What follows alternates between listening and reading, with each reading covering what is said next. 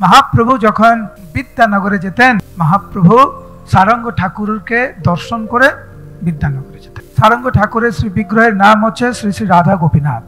রাধা গোপীনাথকে দর্শন করতেন, সারঙ্গ ঠাকুরকে দর্শন করে উনি যেতেন বিদ্যানগরে। তো একদিন বয়স হচ্ছে সারঙ্গ ঠাকুরের, মহাপ্রভুর পিতৃতুল্য।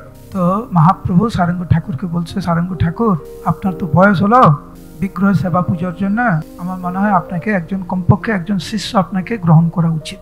সারঙ্গ ঠাকুর বলছে, তুমি কি আমার উপর একটা বোঝা চাপিয়ে দিতে চাইছো? আমার পক্ষে সম্ভব না।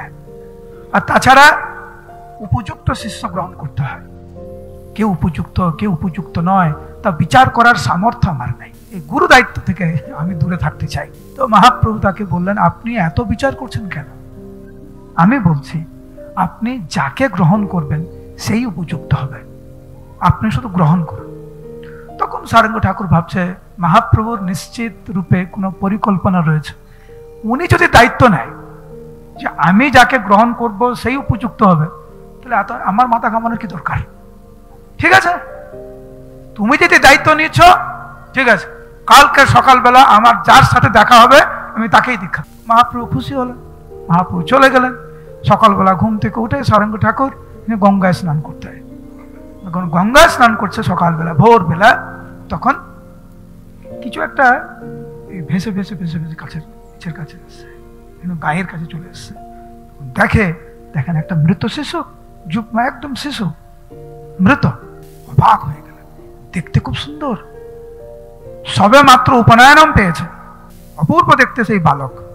সঙ্গে সঙ্গে ওনার মনে হলো যে আমি তো মহাপ্রভুকে প্রতিজ্ঞা করেছি কালকের সকালে আমি যাকে দেখবো তাকে দীক্ষা দেব, কিন্তু হে প্রভু, তোমার এ কি লীলা, আমি তো মৃত মানুষকে দেখছি। তারপরে উনি ভাবলেন, আমি কেন বিচার করতে যাচ্ছি, এ জীবিত না মৃত?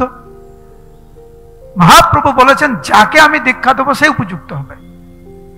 আমি বলেছি আমি যাকে দেখবো তাকেই দীক্ষা দেবো, আমি তো বলিনি যে মৃতকে দীক্ষা দেবো বা জীবিতকে দীক্ষা দেবো। আমি কেন অত চিন্তা করছি? এই রকম চিন্তা করে ওই কানেই ওই মৃত বালকের কর্ণে উনি কৃষ্ণ মন্ত্র প্রদান করলেন।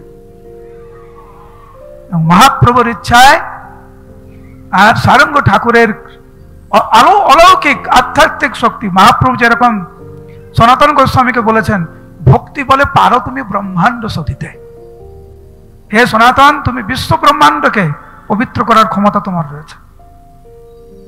সারঙ্গ ঠাকুরের আধ্যাত্মিক শক্তিতে, মহাপ্রভুর কৃপায় সেই মৃত বালক জীবিত হয়ে গেলেন, মহাপ্রভুর চরণ কমলে আত্মসমর্পণ করলেন।